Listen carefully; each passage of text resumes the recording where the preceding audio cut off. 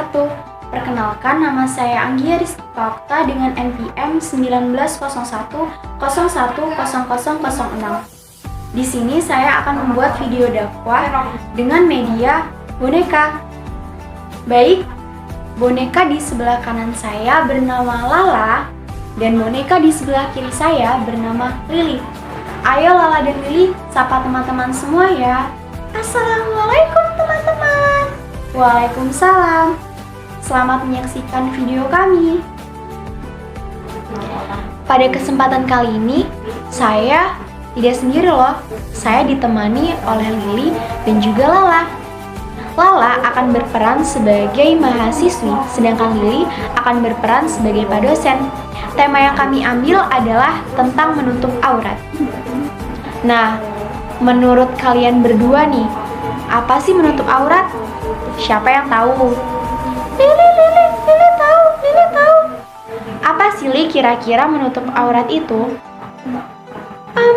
Menutup aurat itu adalah menutup bagian tubuh dari ujung rambut sampai ujung kaki agar tidak terlihat kepada yang bukan mahram. Kira-kira yang mahram itu siapa saja sih Li? Lala tahu. Oh, jadi Lala mau ikut jawab nih. Kira-kira aurat itu mana aja sih Li? Oh, maaf lah. Jadi, menutup aurat itu bagi perempuan seluruh badan kecuali muka dan telapak tangan. Kalau aurat laki-laki dari bagian pusar sampai lutut. Wah, kalian berdua memang pintar-pintar ya. Terhibur dengan peran kami. Dan semoga mengambil manfaat dari apa yang akan kami perankan. Assalamualaikum Pak. Waalaikumsalam. Pak, saya ingin bertanya, apakah ada suatu ayat dalam Al-Quran yang mewajibkan perempuan itu untuk berhijab atau berjilbab? Perkenalkan diri Anda terlebih dahulu. Saya adalah mahasiswa semester akhir di universitas. Pengetahuan saya bahwa jilbab tidak diperintahkan oleh Allah. Oleh sebab itu, saya tidak berjilbab, namun saya tetap sholat, alhamdulillah. Baiklah, boleh saya bertanya satu soal kepada Anda? Silakan Pak. Jika saya mengulang-ulang satu makna kepada Anda, tetapi saya ungkapkan dengan 3 kata yang berbeda, apakah yang Anda pahami? Maksudnya apa ya Pak? Jika saya bilang kepada Anda, tolong bawakan ijazah universitasmu, atau bawakan kertas hasil kelulusanmu, atau bawakan surat pernyataan hasil akhir dari universitas, apakah yang Anda pahami? Saya harus membawa bukti ijazah universitas saya. Tak ada ruang bagi saya untuk salah memahami ungkapan Bapak. Karena memang maksud dari ketiga ungkapan, ijazah, kertas, pernyataan itu satu makna. Nah, itulah yang saya maksudkan sebelum ini. Tapi, apakah kaitannya ungkapan Bapak dengan hijab? Sebenarnya, Allah gunakan 3 istilah di dalam Quran untuk mengungkapkan hijab perempuan. Bagaimana itu bisa? Allah telah mensifatkan pakaian yang menutupi tubuh perempuan dengan istilah hijab, jilbab, dan khimar untuk satu makna. Jadi, Anda pahaminya bagaimana? Anda mesti pahami bahwa tema jilbab ini semestinya tidak menimbulkan perbedaan di antara kita seperti halnya 3 ungkapan ijazah untuk makna yang sama kan? Bapak telah mengagetkan saya dalam cerita berdiskusi seperti ini. Sifat pertama, yaitu firman Allah. Hendaklah mereka menjulurkan kerudung mereka ke atas juyub tubuh mereka. Kedua, ialah firman-Nya, wahai Nabi, katakanlah kepada istrimu, anak perempuanmu, dan istri orang-orang beriman untuk mengulurkan jilbab mereka. Ketiga, ialah firman-Nya, jika kamu meminta suatu barang kepada istri Nabi, maka mintalah dari balik hijab. Bukankah ini semua menunjukkan wajibnya menutup tubuh perempuan? Sungguh, Bapak telah membuat saya terkejut dengan perkataan ini. Baiklah, saya jelaskan kepadamu ketiga istilah itu dalam bahasa Arab. Khimar adalah kain yang menutupi kepala perempuan dan menjulurkannya ke atas juyub. Maksudnya, mengulurkannya agar bisa menutupi leher dan dada. Jilbab adalah kain baju yang luas dan panjang, menutupi lengan tangan dan kepala, seperti baju tradisional Maroko. Hijab adalah tirai penutup. Memahami bahwa saya mesti berhijab. Memang demikian wajib.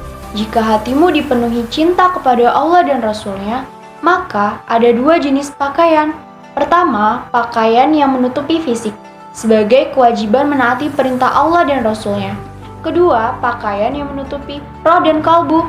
Jenis ini lebih baik dari yang pertama, karena perempuan bisa jadi berjilbab secara fisik, namun ia kehilangan atau lepas dari pakaian takwa. Yang benar adalah perempuan harus memakai dua jenis pakaian itu. Hal ini juga berlaku bagi pakaian yang dikenakan laki-laki. Dulu, saya mengira bahwa hijab tidak disebutkan di dalam Al-Quran. Tentu saja hijab telah disebutkan di dalam Quran dan juga sunnah, serta disepakati oleh seluruh ulama Islam. Kamu harus gemar takarub kepada Allah dengan menaatinya, karena telanjang itu salah satu tujuan syaitan untuk menjerumuskan Adam dan Hawa. Apa maksud Anda, Pak? Ketika Allah perintahkan Adam dan Hawa memakan buah-buahan syurga, selain satu pohon kuldi, setan langsung membisiki mereka berdua. Fadalamuha bi ghurur. Maka ketika mereka berdua melanggar perintah Allah itu dengan memakan buah kuldi, tersingkaplah aurat mereka. Lihat surat Al-A'raf ayat 22. Maka syaitan membujuk keduanya untuk memakan buah itu dengan tipu daya. Tatkala keduanya telah merasai buah kayu itu, nampaklah bagi keduanya aurat-auratnya, dan mulailah keduanya menutupinya dengan daun-daun syurga. Kemudian Tuhan mereka menyeru mereka, "Bukankah aku telah melarang kamu berdua dari pohon kayu itu? Dan aku katakan kepadamu, sesungguhnya syaitan itu adalah musuh yang nyata bagi kamu berdua." Terdapat pada Quran Surat Al-A'raf ayat 22, itulah tujuan syaitan, agar umat manusia telanjang sempurna. Oleh sebab itu, Adam dan Hawa bertobat dan segera mencari dedaunan besar untuk menutupi aurat kemaluan mereka. Persoalan pakaian sangat tua seusia penciptaan Adam dan Hawa, saya sarankan kamu membaca buku psikologi pakaian, karena pakaian berpengaruh kepada kepribadian kita. Terus terang, saya tidak mengira persoalan hijab dan pakaian ini sangat besar sekali. Apakah sekarang kamu telah memutuskan untuk berhijab atau berjilbab atau berkerudung? Sungguh saya telah paham pelajaran ini dengan baik. Tapi, saya akan berhijab kalau sudah tua kelak. Ternyata kamu berpikir dan berencana yang berkebalikan dengan perintah Allah.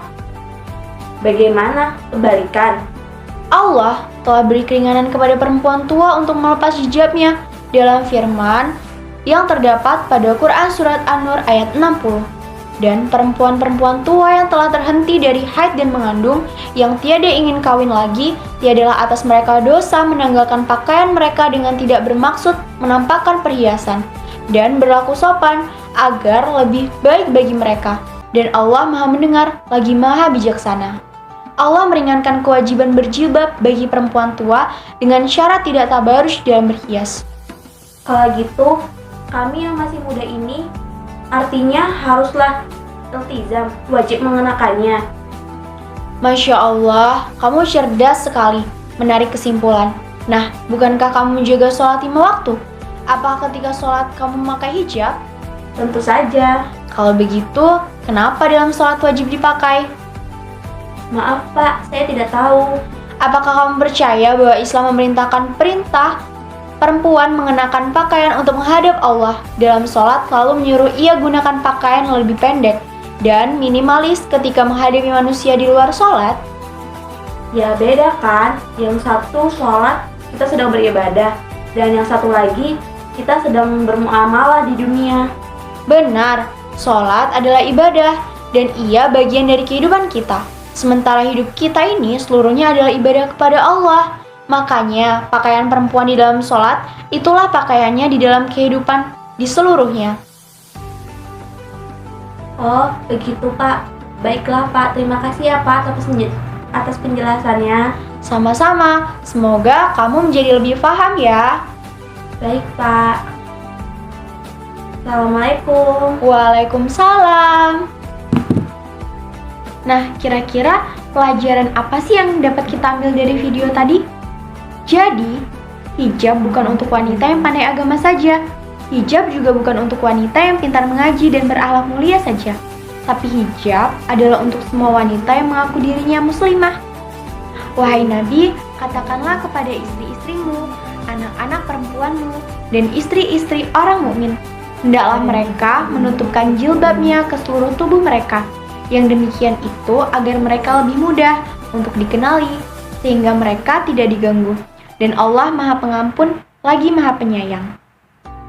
Nah, jadi buat teman-teman yang belum pakai hijab, segera pakai hijab ya, supaya Allah tambah sayang, supaya Allah tambah ridho, supaya hidupnya selalu berkah.